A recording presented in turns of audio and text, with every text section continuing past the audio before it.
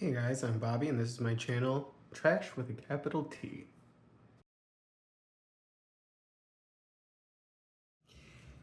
Hey guys, sorry if you hear dogs barking in the background. I have two dogs, they love to talk.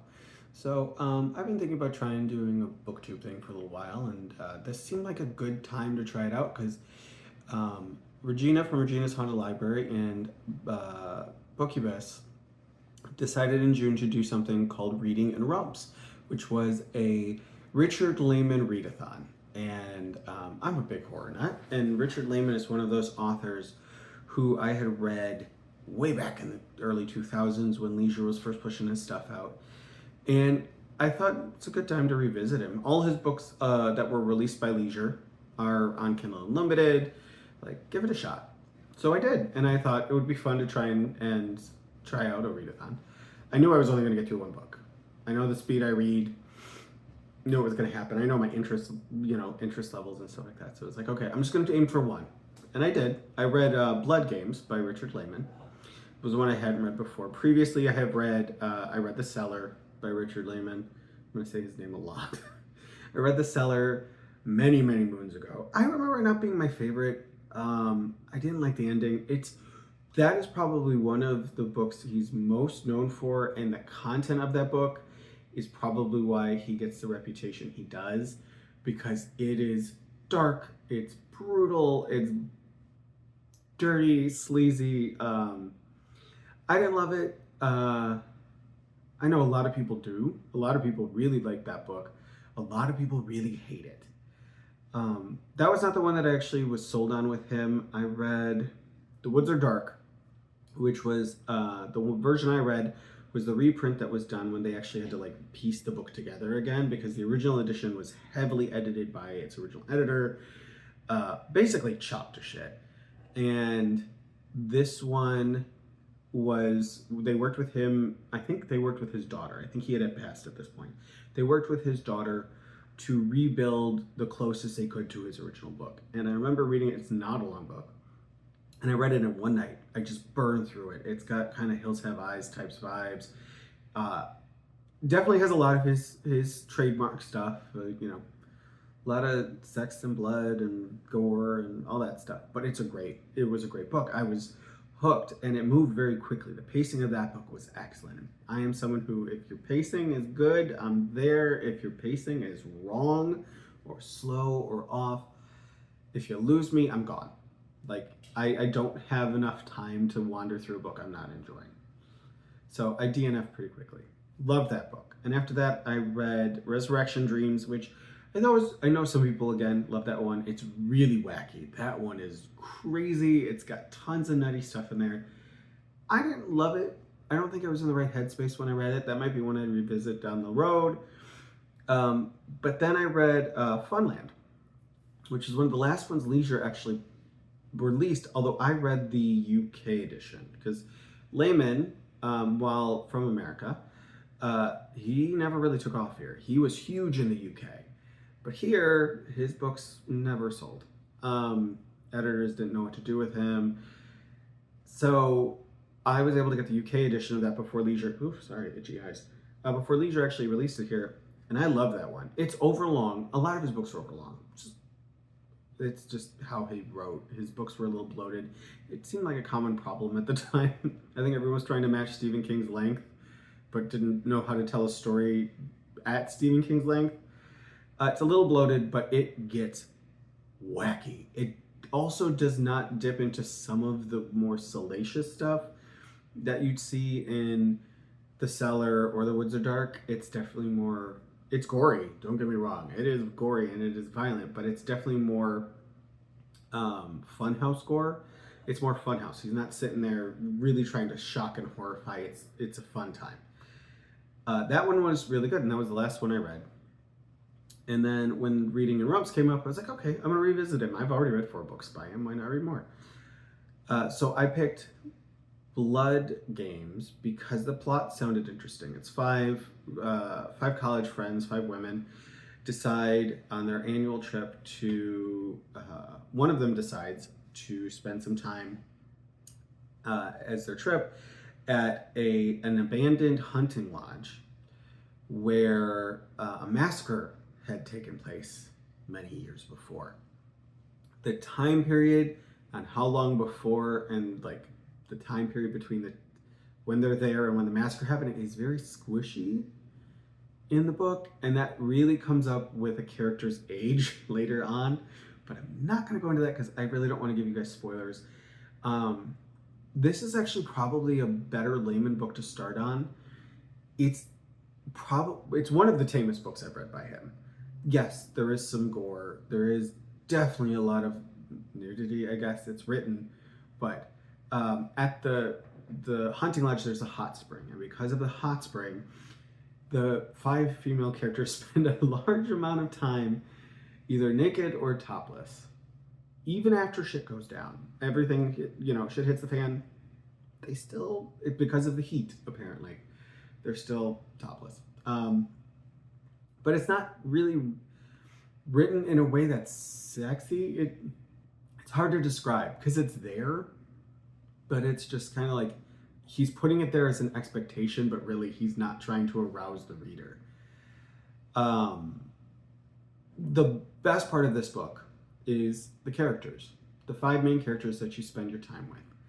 I couldn't recall their names off the top of my head right now, but Helen is the one I really remember. She's the one who plans this trip. She's like the one who's really into creepy stuff. She's also the one who is supposed to be plus size. She's bigger. And if you've never read a book from the 90s, there's no fat phobia like 90s fat phobia. He does an okay job with her. He likes the character enough where he treats her with respect, but the way her weight is talked about is not great. However, I have read way worse. And you do kind of have to go into these books understanding you're going to run into stuff that is going to not match today's values. It's not going to match the way we talk about stuff today. It's just, you're reading something from 20, 30 years ago. I think that book is about 30 years old. So, yeah, I want to say it came out in the 90s. It's probably about 30 years old. Wow. However, the handling of the female characters is not bad. They're actually, you could tell he likes these characters. We spend a ton of time with them, not only at the lodge, but we see their friendships start in college, and we follow them in flashbacks from college all the way up to the present time. So we get this whole range of their relationship, their relationships between the 5 of them. And it is, you spend so much time with them, you do get to know them, and they're likable characters for the most part.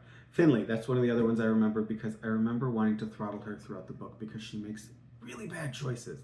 She's very impulsive, she's the hothead, and she kind of gets everybody in a bad place. A lot of times, in both the flashbacks and in present. But generally, the characters are likable, and you could tell he likes them because he doesn't go where I thought he was going to go with this book. He really, really avoids going where I thought he was going to go with this book. You do not have some of the sleazier aspects that you would see in books like The Cellar or The Woods Are Dark, or I mean, even to some degree, Resurrection Games. And from what I've heard, like Endless Night, books like that, it avoids a lot of that and actually keeps a lot of the most heinous stuff off page and very lightly, like he doesn't go into detail describing it. You do get, I mean, I'm not saying you don't get any violence or gore. You do towards the end of the book. The book ends really strongly. The biggest problem that I had with this book, it is way too long. A lot of his books are way too long. And the pacing can drag because you spend so much time hopping back in time to the flashbacks. I don't know what's going on with my pinky. You spend a lot of time going back in the flashbacks. So the forward momentum of what's happening at the hunting lodge kind of gets lost. And that was what made it hard to get through a good chunk of the middle for me. Like, what saved it was I liked the characters, so I liked spending time with them. But at some point, I want to say around 300, 400 pages in, it's like, move on. You need to move on. It takes 200 pages to actually get the action started. And then once it starts, it kind of takes its time. It almost, to use a video game term, there's parts of the story that have a kind of like fetch quest feel to them. And then we break that up with these flashbacks. So the pacing is not great. However, it is not bad. I would not call the book bad. I wouldn't call it... What's the best way to say this? This is a paperback horror novel that was done to be a paperback horror novel. The writing is very clean, very simple. There's no purple prose here. He does like saying the word rump. That's why it's reading in rumps. Although it's not always like in a like someone falls on their rump. It's not like we're commenting on everyone's asses all the time. And it's not just women's rumps. It's also men's rumps. He's an equal opportunity rumper. It's very simply written. It kind of, if you've ever read an old Zebra paperback, it has that feeling of like this is being written because it's meant to go on a paperback rack. It is meant to be easily digestible by the largest amount of people possible. It's a book that's supposed to be read once, maybe twice if you like it, and then kind of put away. Maybe sold to the used bookstore, hopefully not put in a landfill, but you know. So it's a very simple, direct style of writing. His style of plotting, however, is very fly by the seat of your pants. This one seemed a little more constructed than his other books, but there's still an element of there. I don't think he's an author who does a lot of outlining. He maybe didn't have an editor or a publisher who required that, because some publishers do require, before you even have a book, you have an outline. I'm guessing he probably didn't. And at the point he was writing this book, he probably was like 20 books into his career. Maybe they just didn't ask for them anymore. So, I mean, go into this one knowing the pacing is not the best, but it is still a fun book, and it's probably the best entry-level Richard Laymon book I can recommend without just piling on all the trigger warnings. Like, if you are someone who cannot handle extreme violence, essay, like stuff involving especially involving young people and children, don't touch the cellar. Don't start there. You won't have a good time. You'll have a very bad time. Start, this is a good one to start with. There's some sleaziness in there. It's not it's not clean. It's Richard Laymon. There's gonna be some sleaze, but maybe start there. Blood Games is a good place to start. Resurrection Dreams wasn't a bad place. Funland wasn't a bad place, but those still have some stuff in there that might hit readers who aren't new to this the wrong way. However, if you are an extreme horror fan, or you can handle that, if you like books like The Girl Next Door by Jack Ketchum, which is an excellent book, if you have the stomach for it, it's probably one of the best books I've ever read. If you can handle that, if you like John Skipp and Craig Spector, like stuff like The Scream, or I read it was John Skipp and a different author, or maybe it was Craig Spector and he had a different author on The Scream. I can't remember. It was John Skipp. But books like Jake's Wake or Spores, those books are, if you can handle that stuff, you can probably handle Laymon's more extreme work. If you're new to horror, maybe don't start there. If you are coming off of an author like Darcy Coates, who is very popular, and I've read a couple of other things, and I actually think she's a decent writer, and I enjoyed what I read. But if you're a Darcy Coates fan, you're probably not going to translate to Richard Laymon easily, if that's kind of your baseline for horror. Just going to put that out there. Probably would have recommendations for you if you are a Darcy Coates fan, but that's a different video if we ever do it. So this is me participating in reading in Rumps, and exploring an author who I actually deep dived a while back. I haven't read him for probably 20 years. I can't believe I'm old enough to say that. Ooh, the joys of being 40. So that is my contribution to reading in Rumps and my entry into hitting YouTube up. So I hope you guys enjoyed the video. Hope I didn't yammer on for too long. And hopefully I'll see you guys in another video soon. All right, bye.